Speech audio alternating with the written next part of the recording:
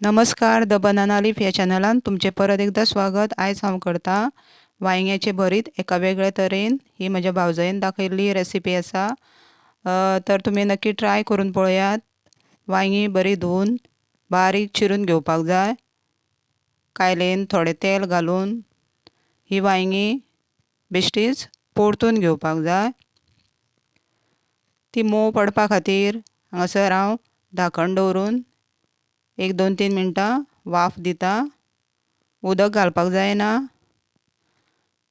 ही अशी बरी परतून घेवपाक जाय. परतून जेन्ना मोव जाता तेन्ना एका ताटान ती काडून घेयात. अशे तरेन ही पळयात वांयग्याची आतां कापी मोव पडलेलो आसा. ताज्या उपरांत कायलीन तेल घालून बारीक चिरून घेतलेले 2 कांदे घातले हांगा. तशेंच हिरवी मिरची घातली. हे बरें कांद्याचे जो हें आसा तो परतून घेवपाक जाय. कांदो मोव पडल्या उपरांत जी वांयगी परतिल्ली आमी ती घालून बरी धवळून घेवपाक जाय. सारकी अशी धवळून घेवपाक जाय.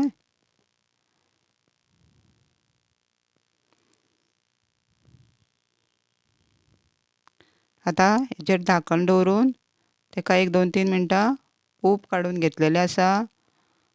चवी पुरतें मीठ घालून घेयात. पळयात वांयगी आतां बरी मोव जायत येयल्या. जशें आमी भाजून वांयगे करता पळय तशें.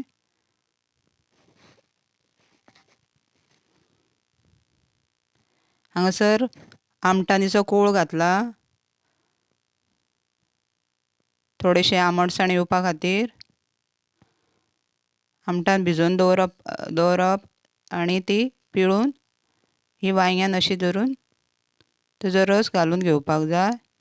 परत 1-2 मिनटां उब काडून घेता आनी ही आतां बारीक किसून घेतलेली सोय ती घालून मिक्स करून घेवपाक जाय.